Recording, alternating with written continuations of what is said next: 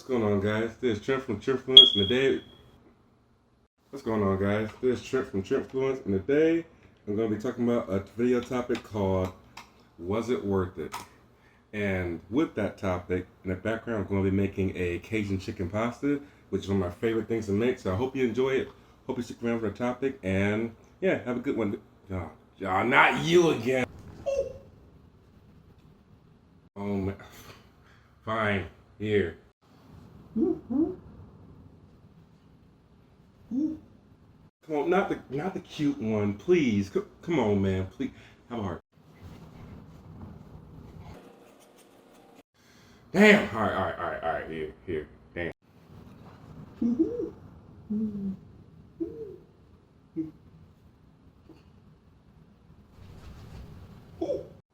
Come on, man. I need that one. That.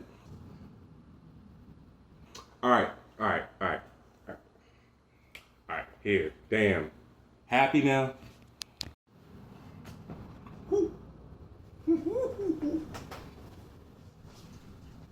This damn house. Well, anyway, hope you guys enjoyed the video. This is made around Men's Mental Health Month, which is in June. Also Pride Month, so everybody show love to everybody. And yeah, have a good one, and peace.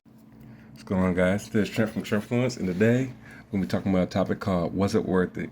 And this topic's hit me differently, like recently, reflecting on how it's affected my life and the amount of people that I know it's affected. And the concept can be applied to literally any aspect of everyday life. Like, think about this. Like, say you're on like a strict diet to reach like a fitness goal or a weight goal, or you're trying to like cut or bulk or something like that, but do it clean. And you happen to be craving Wendy's or Popeyes or, I don't know, McDonald's, the Lord's Chicken, Chick-fil-A, and you just give in and go out and buy, even though you need to be on that strict diet, just to have that 2 minutes of enjoyment, only to ruin your diet in the long run. And it's like, was it even worth it? Food ain't even that good. Like, it really ain't. Like Wendy's, you gonna choose Wendy's? The Krabby Patty collaboration, you gonna choose Wendy's? Bro. Or another example, like when you have to like literally beg and plead for somebody who's clearly not interested in you to go on a date, only to finally get it after like 20 times of asking, and they literally just use you for free food just to say no thanks. And it's like, was that worth it? Was it worth it just to look at them and have like a bland conversation or no contact, or no eye contact, and literally just have them just use your money, hoping for something that was never there in the first place? Like, was it worth it? I mean, shit, you could even chalk it up to like traffic. Like, say like you're in another lane and you see traffic going slow, right? And you get so frustrated, everybody's going slow, you could just move up and you like swerve into a different lane just to get that one car faster. And you're just getting mad and annoyed, and then going the same speed as the lane you just got out of. It's like, you know damn well everybody's gonna be late anyway.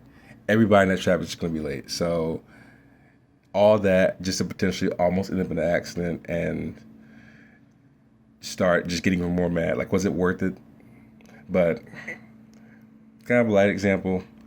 But again, a lot of it is common sense, I would say. And sure, you could say a lot of things can be like solved with just common sense and reflection. But in reality, in the heat of the moment, it's a lot easier to lose your self-control and give into your your emotions, your cravings, your temptations, and more likely to become like desperate and volatile or violent, or even like harm yourself because you just want to get something out the way. You want to keep on pursuing things that hurt you because you just want it. But 9 times out of 10, it's not going to be worth it. And I say all this because all those examples are only light compared to how deep you can go with this. And recognizing if something's worth it and thinking about it before pursuing it is something that's helped me improve in how I go about situations now in life when it comes to like relationships, to diet, and especially when it comes to just my health in general, whether it be physical, mental, financial, just in general.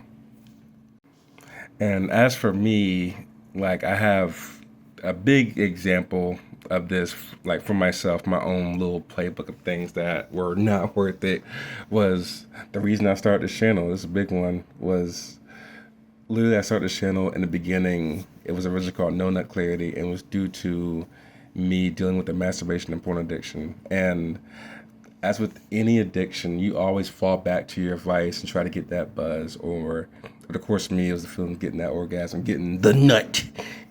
And initially, of course, it felt amazing. But the more I did it, the more I realized that I could just do it all the time. Like, I could do it from the comfort of my own home, just sitting here.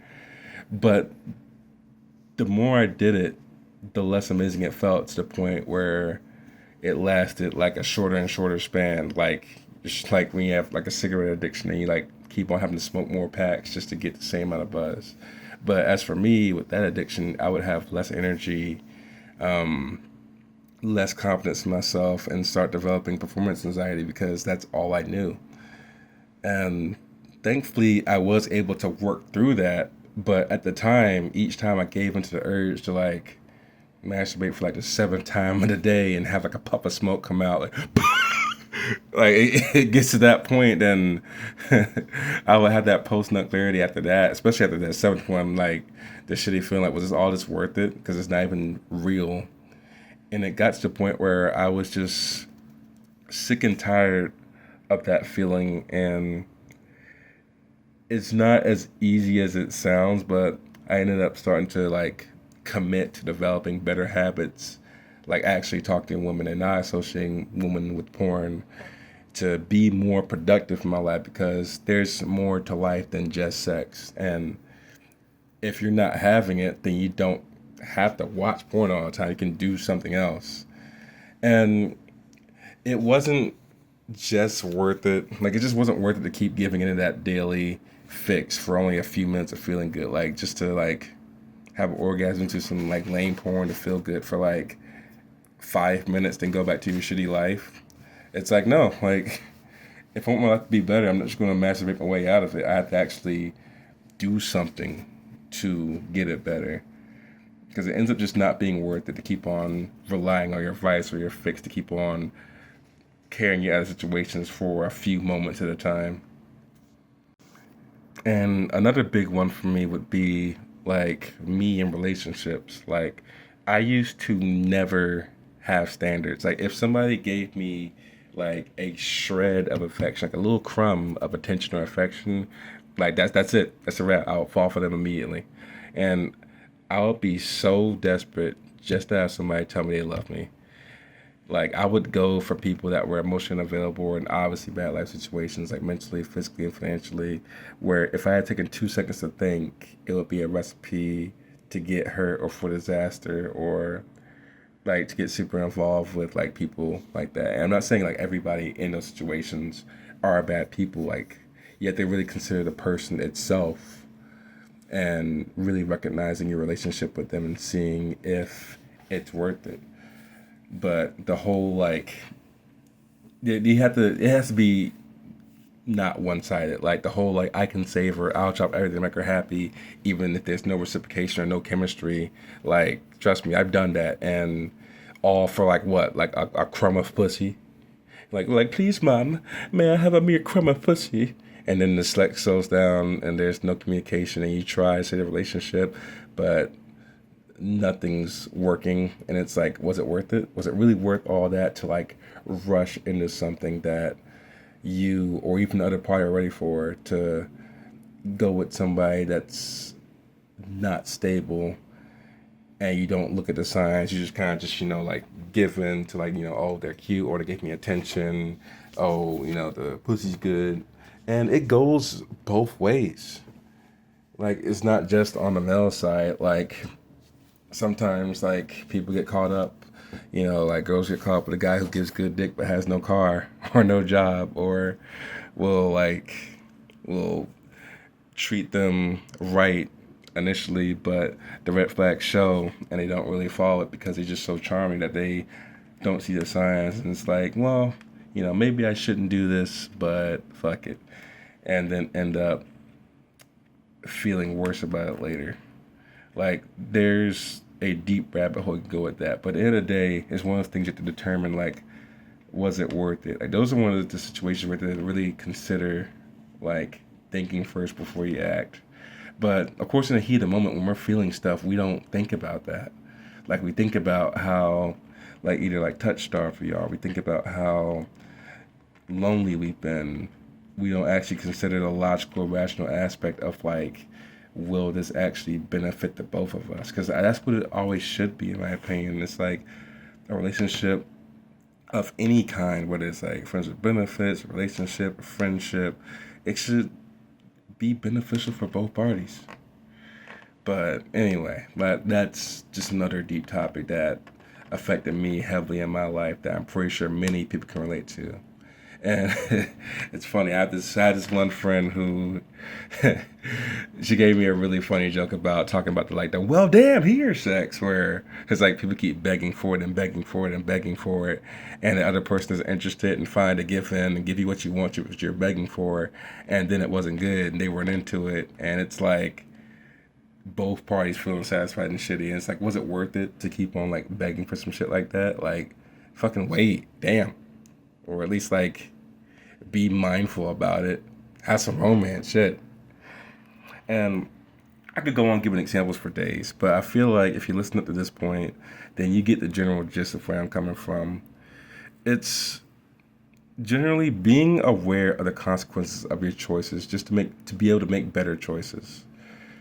Because you don't have to be a goody two-shoes in your life and just, like, live without being able to enjoy anything. Like, of course, like, you're more than capable of having a few drinks. You're more than capable of smoking, like weed or just whatever. I don't condone anything illegal because, of course, for the sake of, like, my channel, I can't say anything illegal, obviously. But it's like, enjoy living your life. Do things you want to do within reason. But recognize when the choices you make can potentially have detrimental effects on you or even people you care about. But on that same end, though, you're going to have to, like, experience things to find out if it's worth it or not. Sometimes you may have to find it the hard way, and it happens. But you have to learn from it. And that's how you find out how to live, honestly. But if you refuse to experience anything and just keep yourself just as clean and safe as possible, then you aren't living, and you're going to end up winding up not being able to navigate life properly. And take it from me, that's pretty much what I did until I actually started trying to live again. But anyway, that's all I got for this. I hope you enjoyed this and maybe thought of ways you could self-reflect and improve aspects of your own life. And if you did or have feedback, drop a comment or a like or even subscribe if you want to see me release more stuff. This has been Trent from Trentfluence. Thank you so much for your time, and peace.